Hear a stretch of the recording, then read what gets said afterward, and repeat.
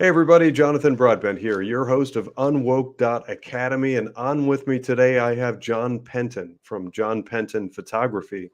He's doing a couple of things right now. He's spinning into photography. I've got his website pulled up on my screen. It's some pretty cool stuff. You're going to need to check out John Penton Photography, John with no H, just the way that I would spell it, although he is not, he tells me, a Jonathan. JohnPentonPhotography.com. I'll put it in the show notes. Check things out. But before I cut over to John and turn the mic over to him, I want to sort of set the stage a little bit by telling you that I've gotten to know John a little bit through Patriot Owned Businesses. I've been telling you about that group, started by Tim Labatsky in Texas. I'm finding all kinds of great patriots really kind of throwing some muscle and weight into Patriot Ventures. And so, of course, in the lead up to this conversation with John Penton, which we've been looking forward to and edging toward and finally getting to fruition just now, I looked at his social media profile and I found something really cool that I think tells me something about John. And John, I'm turning this into a question for you. I saw that post of the bluegrass guitarist dude who sings Richmond, north of Richmond. And we all know that by now. But the comment that you made above it about how you turned that into something that's a positive motivation, that is you wanting to go out and impact the world in a positive way. And I kind of putting two and two together, I assume that means through the camera lens and what you're able to do with photography. That kind of hit me. I loved the message that you had. Maybe you can paraphrase it better for the audience than I. John, take it away. Okay, sure. So I remember the feeling of whenever I first listened to that song by Anthony. I remember Oliver, I believe, Anthony Yep. Oliver, um, and I resonated with it. And it was after several people had listened to it and shared it and shared their thoughts on it, and you could tell a lot of other people were resonating with it. And but something that I felt was I don't know, it just seemed like it was kind of missing in the follow up to, okay, if we agree on these things that Anthony's singing and writing about, what do we do about it? And if we've ever had an opportunity to, well, here's the thing, we have responsibilities that come with these rights that we've been fighting for, or a lot of people have been fighting for a long time. And we can get lost in rights and forget that we do have that responsibility, and that it takes our action, our will to execute, learn, get educated, connect with other people so that we can affect change. And so while I associate with, being upset with the Richmond, north of Richmond,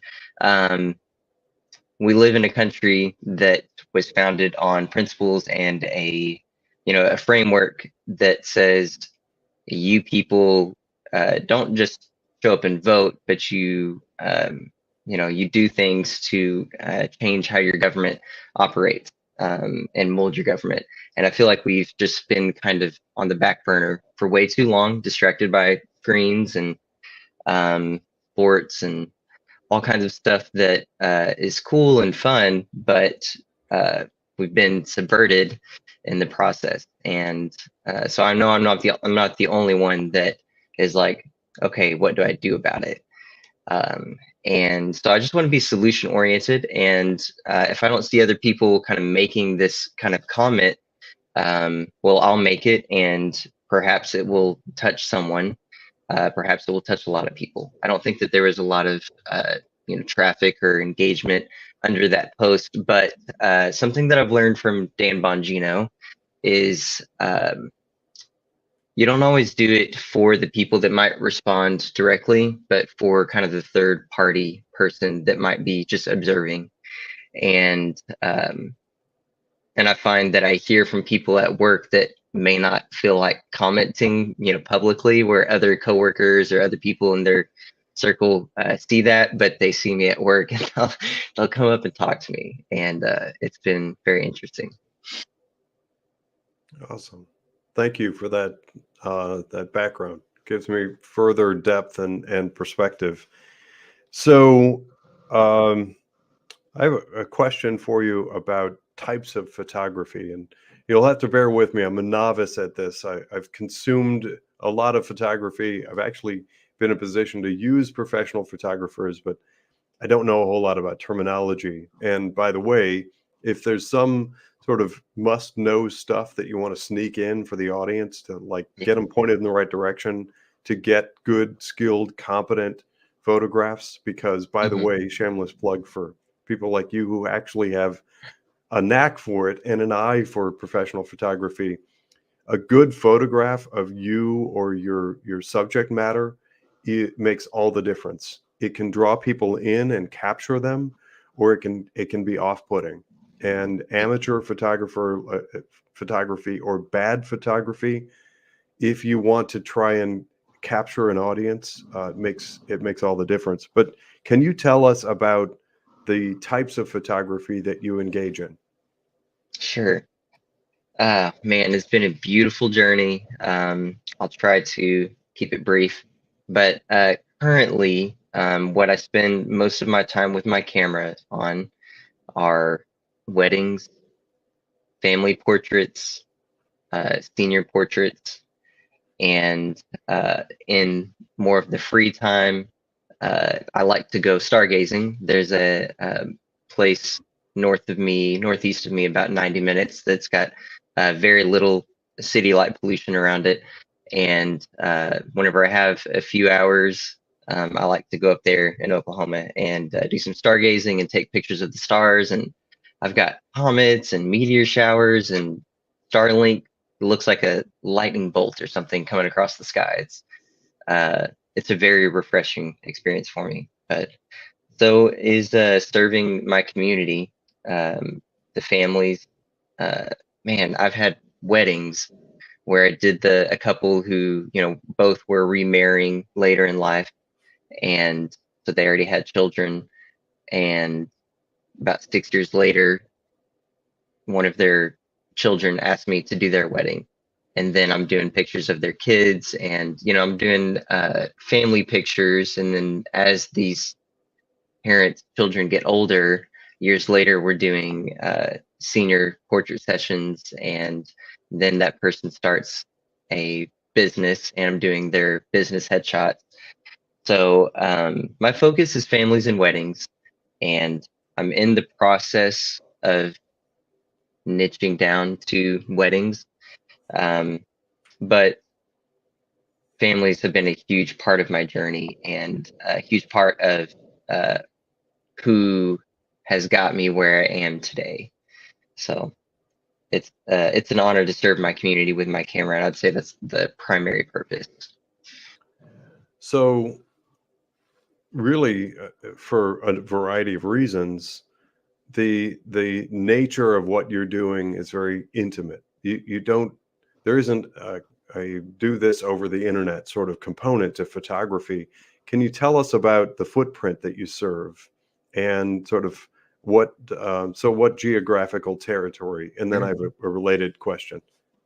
Yeah. So I'm in the Sherman Denison area. We're known as Texoma. Very northern edge of, let's say, central northern edge of Texas, right before you get into Oklahoma. And it's booming right now. There's a lot of semiconductor factory growth. And I work for Texas Instruments full time, actually, night shift. And so this serving the community with my camera takes place between shifts, a couple hours before I might go into my night shift, or on days like today, Wednesday. And I would say, starting out, my primary kind of client base was, well, actually, it was fellow students whenever I was going to Southeastern Oklahoma State University, which is in Durant, Oklahoma. And it was just connecting with fellow students, some of them, moving on to the next stage in their life or in their senior year and taking their senior portraits. The very first one I did was in exchange for a boombox. That was 13 years ago. But it's expanded to my family, not my family, excuse me, my church family. And I still, to this day, I think I've ran like one paid ad. I just keep getting inundated with referrals from people who know people. Occasionally, I'll be on Facebook in the local groups and answering questions about a bride that might be looking for a photographer or someone looking for a recommendation. But I'm like, I know as soon as I start to run paid ads, I'm probably going to get overwhelmed in a good way, and I'm just trying to position myself to be able to receive that. And eventually, I believe that may mean going full time, and that might be something that we get to talk about today as well. I was going to ask that, knowing that it seems, just based on our interactions via Facebook Messenger, your website, and just kind of the vibe that I get from our conversation, that you lean toward the photography. So I guess there are a couple of connected questions. Does the photography come into play with your role with Texas Instruments? For instance, you do photograph product, and either way, either in or outside of Texas Instruments, is product photography part of what you do also? Great question. That is a lovely question. So whenever I first started at Texoma Instruments, I was really kind of enamored by the architecture. I do have a fairly extensive background in real estate photography as well, but I haven't advertised that I do that or communicated publicly that I do that in a long time. But I've enjoyed it. It's a still subject, and you tend to be able to take your time and really put the lighting where you want it. So walking around the facility just on a day-to-day basis, I was like, man, this place is really cool. And I had reached out to the leadership there and asked, knowing that there's it's a very sensitive, like secure facility. And so there's a no picture taking policy already. So I understood that and respect it. But I just wanted to reach out to them and say, hey, would you be willing to allow me to photograph this place almost for, what do you call it? Almost like posterity's sake, because they're closing the current plant that we're operating in within the next couple of years. And so after a little bit of back and forth, I was very disappointed, and they were like, no, at this time, we don't think that that's something that we want to do. And I only share that because about a year later, we got a new supervisor. And I did not give him the same pitch request. It was just while we were both in the gym working out together, or just at the same time.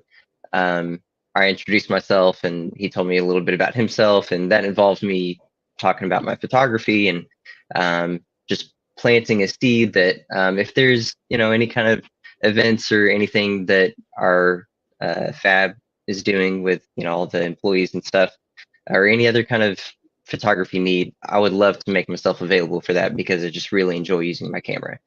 And I think I can say it without being boastful. It's a skill I've developed, and I'm competent. It's not just cell phone pictures.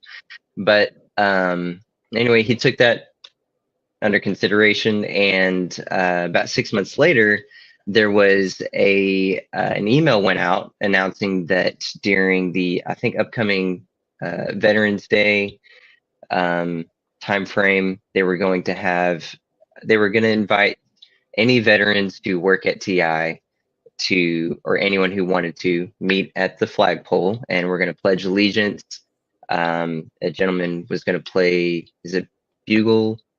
I don't know if it was the horn playing one of, it wasn't the national anthem, I don't think, but anyway, so it was that kind of event.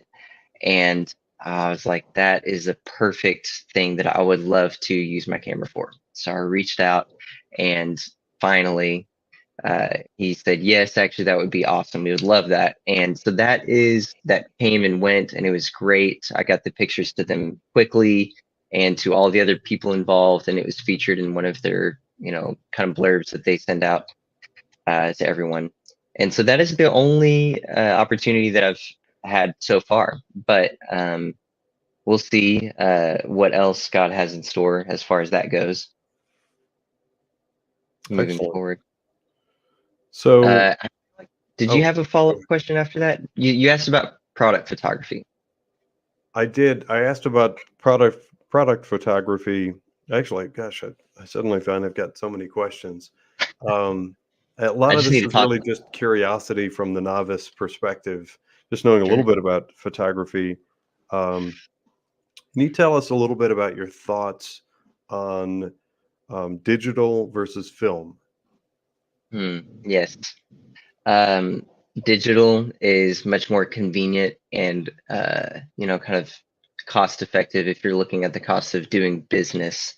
As far as, the cost is going to rack up whenever you're purchasing and developing any kind of film, really. But I think my generation particularly, and maybe it's just kind of something overall, but I think young people today are kind of yearning for some of the things that we've replaced with digitizing everything. They love, I've got two up here on my shelf, Polaroids, where it spits the little film out, as soon as you take the picture. And I can tell that there's a lot more interest in wedding photographers kind of specializing in 35 millimeter film or some other kind of film like that, where it's got to go get developed, and then they get the scans and they can still edit stuff on the computer. But they could still get the, the 3x4s printed of the negatives. But they're finding a way to do both, shoot with a film camera, but still provide digital products and the physical prints. And then the client is getting this kind of vintage feeling, experience, like, I don't know, kind of going back in time. And I think people today value that after experiencing all of this screen time, and maybe there's this understanding that for a long time people have been getting their pictures digitally, and they're just sitting on the computer.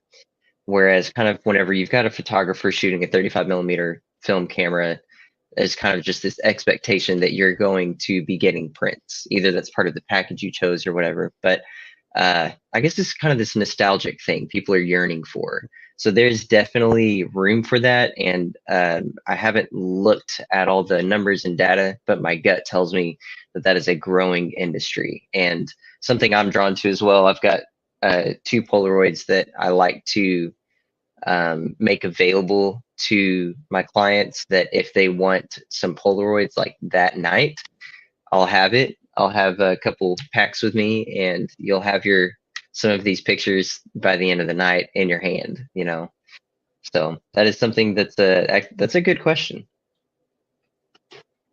So I'm aware, just through interacting with other professional photographers through my career, of certain camera types that are very revered, like early Pentax cameras.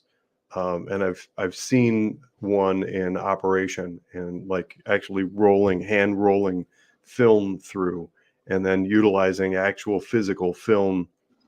So I guess I don't know if this is question or comment, but I think it's really interesting that we think of we think of early photography and the late 1800s as like the very beginnings, and we've all seen those movies where they actually have the phosphorus and they flash the phosphorus in order to make a flash. Well, we've really nice strobe effect on just on our mobile phones now. We can replicate that, and we think of that as like really ancient. And in the rush that I actually, in my generation, I got to see the move from those Polaroids, the instant and all that stuff, into digital, and then higher and higher definition and ultra high definition digital. But it's astounding to me, if you've ever gone back and looked at some of the tintype images from the late 1800s, some of them are Civil War era, and the Yeah. resolution is unbelievable.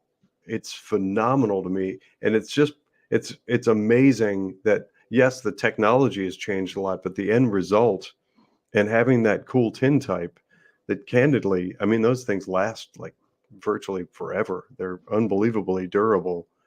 The resolution is really cool. Have you ever, I guess I'll put it in the frame of a question. Have you ever looked at or worked with anything like that, or would you like to? Love that.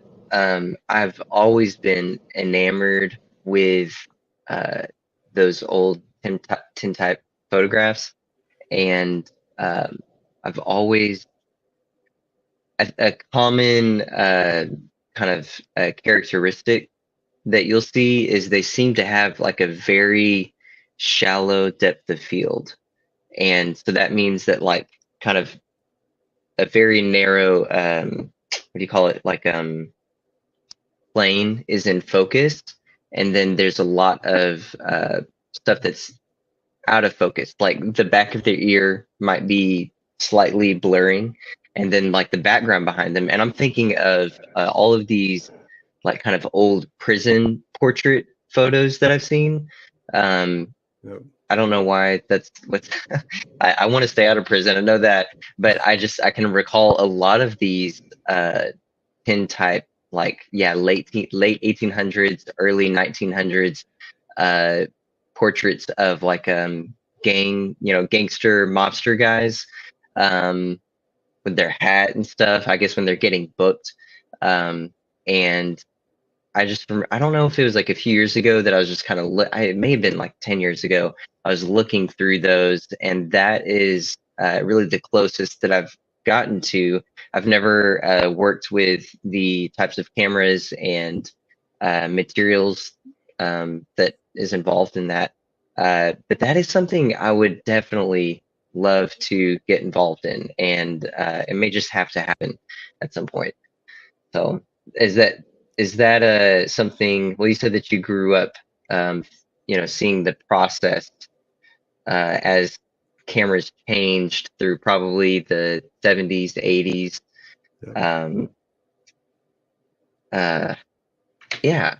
Do you, whenever you think of those old pictures, do you think of Civil War, like 1920s, or I think of like mobster portraits just keep flashing across my brain.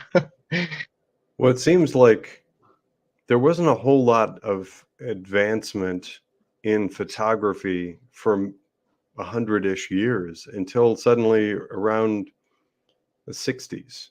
It seems to me, and this is just the 60s predate me, but it seems like around the 60s, suddenly lenses and the portability of film lent itself to a pretty rapid evolution. And then all of a sudden, there was great evolutions in film, and companies like Kodak that were fundamental in that whole kind of uprising of photography as a passion for people, as a creative outlet, because prior to that it was just too expensive.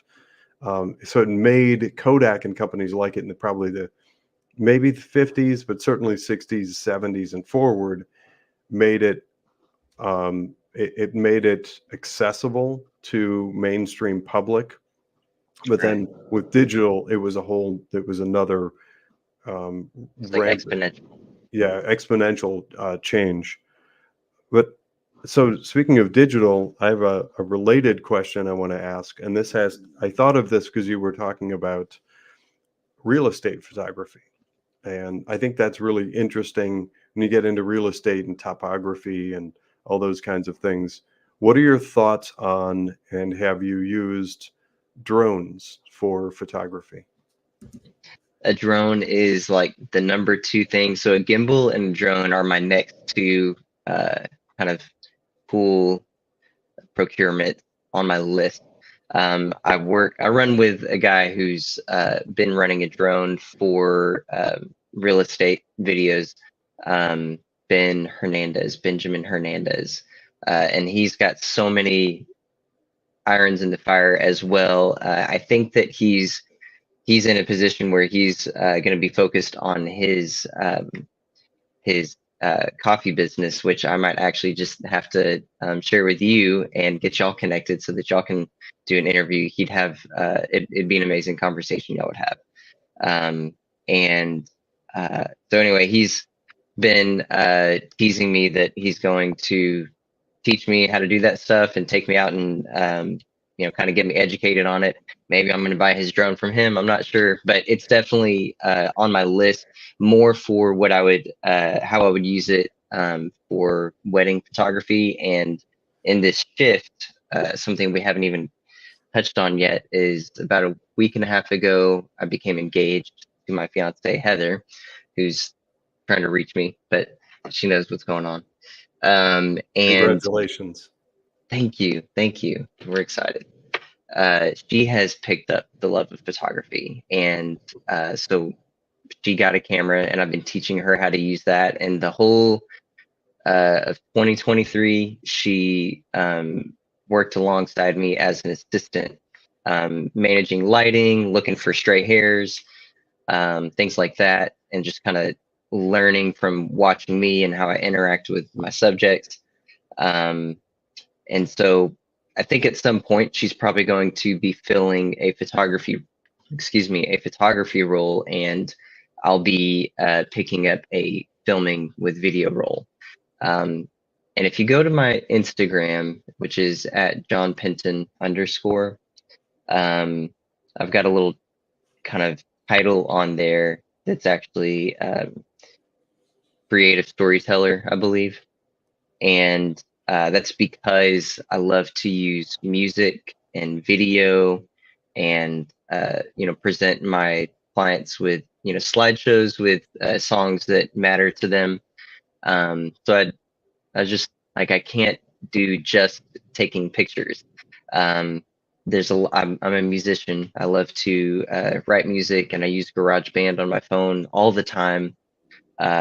So it's hard for me to just say I'm a photographer, but I even forget to communicate that sometimes. But I think eventually, as people get to know me and they get to see what I do in my creative process and outlets, they kind of pick up that that's not all I do. But to answer your question, I haven't really messed with drones yet, but it's on my list, and it's certainly something that is coming in the future. What is a gimbal? Oh, it is. It's a device that will basically automatically, through a bunch of little motors and stuff, keep your camera level as you're moving it, and so it's used primarily in video work. So you can put your cell phone on it or a DSLR, but it kind of allows you to do motions and movements, or even hold still without getting a whole bunch of camera shake and swaying that is not intended. That is a very useful tool, and usually you can tell right up front if someone's using a gimbal while they're taking a shot. Once you've watched the final product, I can tell usually, like, oh man, that's a gimbal shot, or that's a great gimbal shot, or they're hand holding, and sometimes that's appropriate and that's what's needed to communicate whatever it is you're trying to communicate with what you're videoing. But I think for a lot of things that I want to do, like with video work at weddings, I want to do some cinematic movement and things like that, pulling away, pushing towards, slides across. A lot of those things can be achieved with a gimbal, and it's a very cool tool. So for perspective, and I'm a little older than you are, so the predecessor to gimbal was a Steadicam. And Steadicam was actually a camera that was floated in liquid graphite in order to minimize the amount of jerk and movement. And a lot of cinematographers and directors used to use those. I think they still do to some extent when filming movies. So that's Wow. something that has been kind of near and dear to me. I actually followed directors, many of them, and am keenly interested in that. So I think that we may actually have phase 2 of a conversation. I think you and I would probably have fun talking about cinematography as well. But my objective today is not to throw too much onto the table. I'd like to get my audience, people out there listening to this, to focus not just on the conversations I keep having about UnWoke, and know where you spend your money, know where you invest your money. I call it DISC the globalist left. Know where you donate, invest, and spend. So my big push has been to find people like John Penton who love America, who are business entrepreneurs, who are developing things and building business enterprise, and encourage you to consider sending your money there. It's my sense, I actually don't know this for sure, but it's my sense that there are probably some big outlet sorts of cheap photography, but finding somebody local in your community can make all the difference. That's the person who's likely to come in and pay attention to the details like John is describing and really go above and beyond. And when it's your wedding or your kid's graduation party or something, those little things add up and they can pay off. John, I want to give the mic over to you for last word, but I am going to interject that our next in a series of videos like this one, focused on Patriot-owned businesses, is going to be focused on Deirdre Terrence from Tyndall Creative Marketing. Deirdre Terrence, I also met through Patriot-owned businesses. She was kind enough to join me for a discussion just like this one, and you're not going to want to miss this. She talks all about marketing, seems to have an incredible background in marketing. And John, maybe you two should meet. Marketing and photography and videography, I think they pair up well. I'll leave that to you two. John, take the last word. Well, thank you, Jonathan. And yes, I'm going to be listening to that discussion with her because I'm sure there's something I can learn as well. Well, thank you for the opportunity to join you today. And I would say the main thing I want to leave your audience with that helps me feel that I spent my time well and spent your time well is kind of my main mission with my camera is it allows me to for instance, okay, whenever COVID happened and there was this threat of mandated vaccines to be able to keep your job, my camera and the community that I've built a relationship with was one of the main factors that I was not concerned with if I was going to lose my job at Texas Instruments, because that was the case. And I was one of the very few people that really was just standing my ground. I knew a lot of coworkers that had concerns about the vaccine, but also, you know, had concerns about getting fired or losing their job. And, you know, am I going to be able to get rehired somewhere else? And the community that I serve and have developed a relationship with through my photography business are really what gave me the confidence to stand on principle. Because if I had lost that job there, I know that, you know, my clientele base would support me in that transition process if that happened. And so I want to just plant a seed. If you're stuck in a W-2 job and you don't want to be, you know, tethered to whatever they say you have to do because you don't have any other options. I want to encourage you to start that hobby, develop it, start that business, develop it, and then, you know, read. There's a lot of good books to read. Robert Kiyosaki has some great stuff. Grant Cardone has some good stuff. And just look for, I'm sure there are people in the Patriot Owned Businesses Facebook page that we met at that are sharing encouraging information all the time that can help us grow as Patriot Owned businesses. So I'll leave it at that. I just want to encourage people to do what you can to not be tethered to kind of this corporate system so that you have more freedom and we can support each other and build this parallel economy, which we didn't really have a chance to touch on that. There's a lot that we could talk about there, but as far as, you know, kind of being unwoke, yes, it has a lot to do with developing a parallel economy where we can support people who want to go and want to take this country the same direction, or at least just stand on principle that we have God-given rights. We're going to be free, and we'll leave it at that. Excellent. Very well put. John Penton, thank you again for joining me. I'm going to grab your website, and for my audience, I'll include a link to the website on my show notes. On most platforms where this video gets distributed, there's show notes. If you don't see them and are having a difficult time, well, certainly you can do a web search for John Penton Photography, Jon, no H, or find us at unwoke.academy. You can find this video directly with the show notes. Thanks everybody for listening. And again, stay tuned for Deirdre Terrence from Tyndall Creative Marketing. That's the video that's coming up next.